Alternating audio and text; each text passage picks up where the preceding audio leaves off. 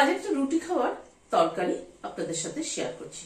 শীতের কিন্তু প্রচুর সবজি আছে, সেই শীতের সবজি দিয়ে রুটি খাওয়ার একটা দারুণ টেস্টি একটা তরকারি। চলুন তাহলে দেখতে থাকি কি কি দিলাম। খানিকটা ফুলকপি ছোট ছোট করে কেটে নিয়েছি, সব তরকারি কিন্তু একটু ছোট ছোট করে কেটে নিতে হবে।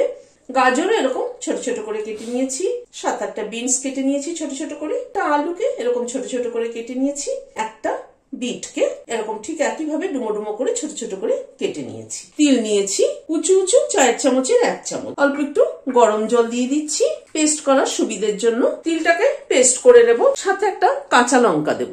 সাদা তেল দিচ্ছি, সাদা জিরে ফোড়ন দিলাম 1/2 চামচ। যারা ঝাল খান তারা এখানে একটা সাদা জিরের সাথে কাঁচা লঙ্কা ফোড়ন দিয়ে দেবেন। আমি যেহেতু বেটে দিয়েছি তিলের সাথে সেই জন্য আর দিলাম না। প্রথমে আলুটাকে দিয়ে দিলাম, আলুটাকে একটু নাড়াচাড়া করে নিচ্ছি। প্রথমে আলুটাকে একটুখানি ভেজে নিলাম, মিনিট খানেক একটু নাড়াচাড়া করে নিলাম। এরপরে সব সবজিগুলো একে একে দিয়ে দিচ্ছি। নুন দিয়ে দিলাম, হলুদ দিলাম, অল্প একটু কাশ্মীরি রেড চিলি পাউডার দিলাম। সবকিছুকে একবার নাড়াচাড়া করে নিচ্ছি।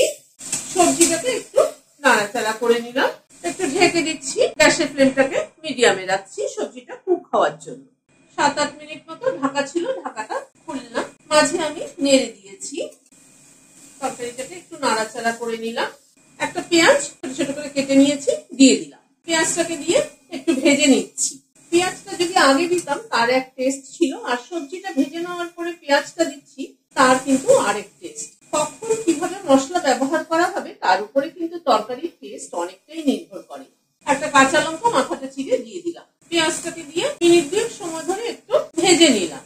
উঁচু 1 চামচ ধনের গুঁড়ো দিলাম, এটা রোস্টেড ধনের গুঁড়ো। ধনের গুঁড়োটাকে দিয়ে আবার একটু নাড়াচাড়া করে নিচ্ছি। 2টো টমেটো কুচি করে নিয়েছি, সেটা দিয়ে দিলাম। টমেটোটাকে দিয়ে আবার একটু নাড়াচাড়া করছি, একটু ঢেকে দিচ্ছি টমেটোটা যাতে তাড়াতাড়ি সফট হয়ে যায়।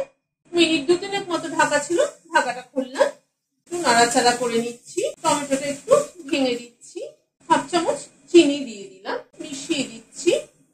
তিল বাটাটা দিয়ে দিচ্ছি, তিলের সাথে একটা কাঁচা লঙ্কা বেটে নিয়েছি, মিশিয়ে দিচ্ছি। তিল বাটাটাকে দিয়ে আবার একটু নাড়াচাড়া করে নিলাম। লাস্টে খানিকটা স্প্রিং অনিয়ন ছড়িয়ে দিলাম, মিশিয়ে দিচ্ছি। রুটি পরোটার তরকারি কিন্তু দেখবেন এরকম একটুখানি মাখো মাখো না হলে ভালো লাগে না খেতে। গ্যাসের ফ্লেমটাকে বন্ধ করে দিচ্ছি। গরম গরম পরোটার সাথে সার্ভ করে দিচ্ছি। ভিডিওটা যদি ভালো লেগে থাকে তাহলে একটা লাইক এবং সাবস্ক্রাইব করার অনুরোধ রইল। আজ তাহলে এখানে শেষ করছি। নমস্কার।